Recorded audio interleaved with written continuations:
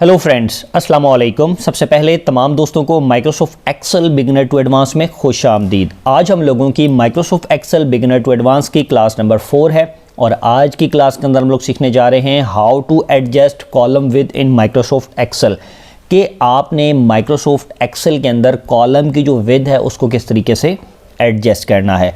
Friends, class को start करने से पहले अगर आपने अभी तक यूट्यूब पर मेरा channel sir Arsalan PC tips को सब्सक्राइब नहीं किया तो काइंडली मेरे चैनल को सब्सक्राइब कर दें ताकि मेरी हर नई आने वाली वीडियो और मेरा हर नया कोर्स आपको आसानी तौर पर मिल सके। तो चलिए फ्रेंड्स, अब हम चलते हैं अपनी क्लास की तरफ और आज की क्लास के अंदर हम लोग सीखने जा रहे हैं कि आपने माइक्रोसॉफ्ट एक्सेल के अंदर कॉलम की जो विड्थ है उसको किस तरीके से एडजस्ट करना है।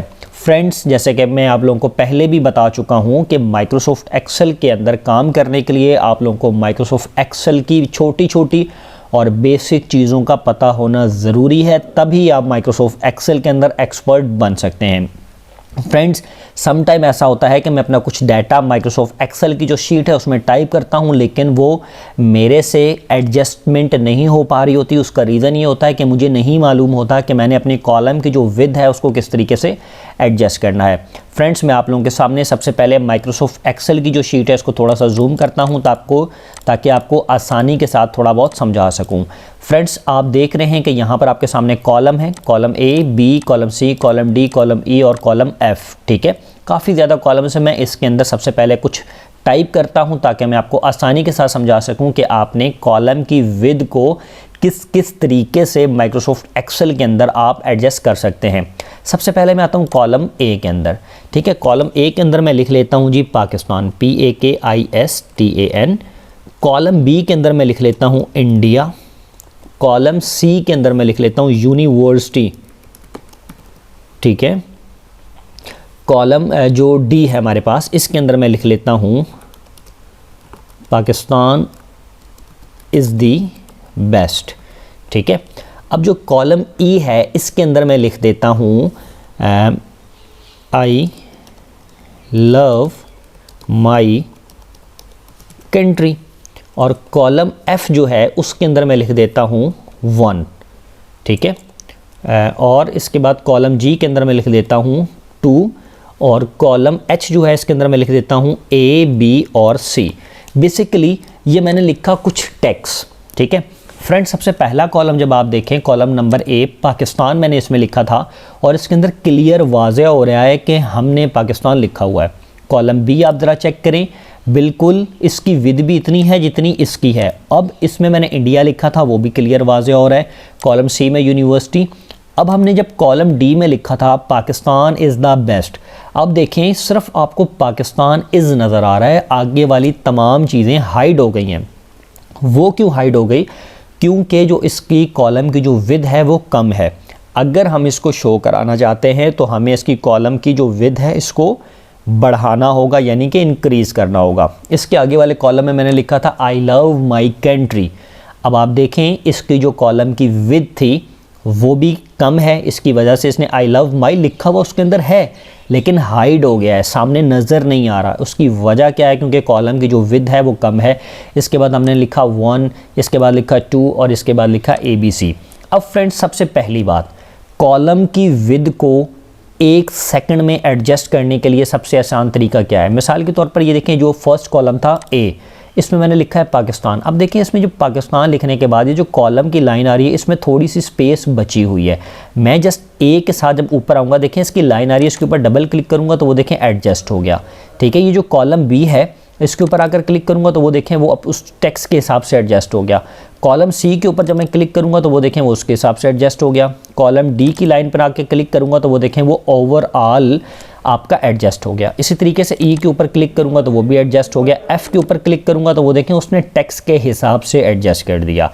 अब मैं जी के ऊपर अगर क्लिक करूँगा तो उसने टेक्स्ट के हिसाब से एडजस्ट कर दिया। एच के ऊपर क्लिक करूँगा तो ये आप देख सकते हैं कि उसने आपके टेक्स्ट के हिसाब से आपके कॉलम को एडजस्ट कर दिया, यानी कि उसकी विड्थ उस हिसाब से इसने बढ़ा दी या कम कर दी जितना आपका टेक्स्ट था। फ्रेंड्स, ये तो एक तरीका था कि आपने किसी कॉलम की विड्थ को इंक्रीज़ किस तरीके से करना है। अब फ्रेंड्स, मैं आपको मज़ीद थोड़ा सा समझाता हूँ। मैं इस सारे कॉलम को यहाँ पर आकर डिलीट कर देता हूँ एक बार। ठीक है फ्रेंड्स, اب ہم بات کرتے ہیں مثال کے طور پر آپ کسی کالج کے اندر کسی یونیورسٹی میں کام کر رہے ہیں یا کسی بھی ادارے میں کام کر رہے ہیں, آپ کی ریکوائرمنٹ ہے کہ تمام کالم کی جو ود ہے وہ ایک جیسی ہو اور ڈفرینٹ ود ہو. ٹھیک ہے, مثال کے طور پر یہ 3 کالم ہیں, اس کے اندر آپ لکھتے ہیں جی 1 2 اور 3, یہ 3 آپ نے لکھا. یہاں پر اگر پہلے میں اس کو سینٹرلائز کرتا ہوں اور ان تینوں کو میں تھوڑا سا ڈریگ کر لیتا ہوں. ٹھیک ہے فرینڈس, یہ جو کالم تھا, یہ جو ہم نے ٹیکسٹ لکھا ہے کالم A, کالم B اور کالم C, اگر میں ان تینوں کالمز کو سلیکٹ کروں اور اس کے اوپر ڈبل کلک کروں اس کے کسی بھی کارنر کے اوپر کالم کے, تو آپ دیکھیں گے کہ وہ کالم کے جو ٹیکسٹ ہے اس ود کے مطابق اس کو ایڈجسٹ کر دے گا. لیکن میں چاہتا ہوں کہ ان کے کالم کے ود ڈفرینٹ ہوں, تو اس کے 2 سے 3 طریقے ہیں. پہلا طریقہ یہ ہے کہ میں اس کالم کے ود پر آؤں گا, کالم A میں اس کو اتنا رکھنا چاہ رہا ہوں, اس والے کو اتنا رکھنا چاہ رہا ہوں, اس والے کو میں اتنا رکھنا چاہ رہا ہوں. ٹھیک ہے, اب دیکھیں تینوں کے جو کالم ہے اس کی ود میں ڈفرینس ہے. میں ذرا کلر کر دیتا ہوں, کالم A میں آتا ہوں اس کو یلو, کالم B میں آتا ہوں اس کو میں کر دیتا ہوں ریڈ, کالم C میں آؤں گا اور اس کو میں کر دیتا ہوں بلو. اب دیکھیں جی یہ ہم کیا کر رہے ہیں, یہ ہم نے پکڑ کے انکریز کر لی اور یہ پکڑ کے ہم نے ڈیکریز کر لی. مطلب دونوں کو انکریز اور ڈیکریز ہم اپنی مرضی کے مطابق کر سکتے ہیں جتنا بھی ہم کرنا چاہیں. فرینڈس ایک تو طریقہ یہ تھا کہ جسٹ کالم D ہے, اس کے ساتھ ایک لائن ہے آپ اوپر دیکھ رہے ہیں جو کہ کالم کی لائن آ رہی ہوتی ہے ہر, آپ اس کو پکڑ کے انکریز اینڈ ڈیکریز کر سکتے ہیں. اب میری ریکوائرمنٹ کیا تھی, میں تھوڑا سا اس کو زوم کرتا ہوں تاکہ آپ کو آسانی کے ساتھ سمجھا سکوں. فرینڈس میری ریکوائرمنٹ یہ ہے کہ ان تمام کالمز کا, یعنی کہ یہ جو میں نے لکھے ان تمام 1 2 3 کالمز جو ہے, ان کی جو ود سائز ہے اسکیل کے مطابق میں اس کو ایڈجسٹمنٹ کر سکوں. اب مثال کے طور پر میری ریکوائرمنٹ تھی کہ یار ان تینوں کا سائز ایک جیسا ہو, ان تینوں کا سائز الگ ہو, ان تینوں کا سائز الگ ہو. ٹھیک ہے, میں یہاں پر آتا ہوں, کنٹرول C کے ساتھ ڈیٹا ایک بار کاپی کر لیتا ہوں تاکہ مجھے سمجھانے میں آسانی رہے. اب فرینڈس یہ پہلے جو 3 کالم ہیں A, B اور C, میں نے ان کی ود ایڈجسٹ کرنی ہے اپنی مرضی کے حساب سے. تو اس کے لیے میں کیا کروں گا, اور سیم ود ہونی چاہیے ان تینوں کی. ٹھیک ہے, ابھی تو دیکھیں اس کی ود زیادہ ہو گئی, اس کی ود ہو گئی کم اور اس کی پھر زیادہ, مطلب ان تینوں کالم کی ود ڈفرینٹ ہے. مجھے ان تینوں کالم کی ود کو ایک طرح سے ایڈجسٹ کرنا ہے. میں ان تینوں کو سلیکٹ کروں گا, رائٹ کلک کروں گا اور کالم ود کے اوپر کلک کروں گا. جیسے ہی میں کالم ود کے اوپر کلک کروں گا تو وہ میرے سے پوچھ رہا ہے آپ اس کالم کی ود کتنا رکھنا چاہتے ہیں. مثال کے طور پر میں کہتا ہوں کہ جی مجھے ان تینوں کالم کی ود رکھنی ہے 20, میں یہاں پہ 20 کروں گا اور اوکے کروں گا. تو یہ دیکھیں جی ان تینوں کالم کی ود کتنی ہو گئی جی, 20 کے اوپر انکریز ہو گئی, یعنی کہ ود تینوں کی 20 ہو گئی. ٹھیک ہے, اب یہ جب تک ڈاؤن جاتے جائیں گے تو آپ دیکھیں گے کہ ان کی ود جو ہے وہ 20 ایڈجسٹمنٹ ہوگی.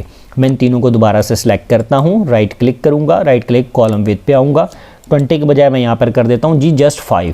اوکے, تو اب یہ دیکھیں ان تینوں کالم کی ود ہو گئی 5. ٹھیک ہے, اب اس والے کالم پہ آتے ہیں, ان 3 کالمز کے اوپر. ٹھیک ہے, میں ان 3 کالمز کے آتا ہوں D, E اور F کے اوپر. میں اس کی ود رکھ دیتا ہوں جی, کالم ود کتنی, اس کی میں نے رکھ دیتی ہے مثال کے طور پر 10. یہ دیکھیں اس کی ود میں فرق ہے, اس کی ود میں فرق ہے, اور ان تینوں کالم کو میں سلیکٹ کر کے کالم ود میں آتا ہوں اور میں اس پہ رکھ دیتا ہوں مثال کے طور پر 8. ان تینوں کی میں نے 8 رکھ لی. اب آپ چیک کر سکتے ہیں فرینڈس اس کالم کی ود میں بھی فرق آ گیا, ان تینوں کی کالم میں بھی ود میں فرق ہے اور ان تینوں کالم کی ود میں بھی فرق ہے. تو چلیے فرینڈس میں آپ کو ایک بار دوبارہ سے آسان طریقے سے سمجھانے کی مزید کوشش کرتا ہوں. فرینڈس مثال کے طور پر آپ کسی بھی کالم کی ود کو بڑھانا چاہتے ہیں, پہلا طریقہ انکریز اینڈ ڈیکریز. ٹھیک ہے, اس کے بعد آپ جس بھی کالم کی ود کو انکریز یا ڈیکریز کرنا چاہتے ہیں اس کالم کو آپ سلیکٹ کریں گے, رائٹ کلک کریں گے, کالم ود کے اوپر آئیں گے اور یہاں پر مثال کے طور پر اس کو آپ 10 رکھنا چاہ رہے تھے, آپ نے اس کو 10 رکھ لیا. فرینڈس مثال کے طور پر آپ کا کوئی ٹیکسٹ تھا جو کہ آپ یہاں پہ لکھ رہے تھے A, B اور C. ٹھیک ہے, یہ 3 آپ نے لکھے. ان تینوں میں سے اس کالم کی اور اس کالم کی ود کو آپ ایک جیسا رکھنا چاہتے ہیں اور اس کا ڈفرینس, مثال کے طور پر میں اس کالم کو سلیکٹ کرتا ہوں, کنٹرول کے ساتھ اس کالم کو سلیکٹ کرتا ہوں, رائٹ کلک کرتا ہوں, کالم ود پر آتا ہوں, ان دونوں کی ود میں رکھ دیتا ہوں 10 میں نے رکھا اور اس کے اوپر کلر میں نے کر دیا بلو. یہ دونوں کالم کی جو ود ہو گئی 10 ہو گئی. اب اس کالم کو میں رکھنا چاہتا ہوں 20 کے اوپر. ٹھیک ہے, میں یہاں پر آؤں گا, سلیکٹ کروں گا, سلیکٹ کرنے کے بعد یلو کر دیا, رائٹ کلک کیا, رائٹ کلک کرنے کے بعد میں آ جاتا ہوں کالم ود کے اوپر اور یہاں پر میں لکھ دیتا ہوں جی کتنی 20 لکھ کے اوکے کر دیا. اب فرینڈس یہ والا جو کالم ہے اس کی ویڈتھ 10 ہے, اس کی 20 ہے, اس کی 10 ہے. اسی طریقے سے میں مزید تھوڑا سا آپ کو اور سمجھانے کی کوشش کرتا ہوں.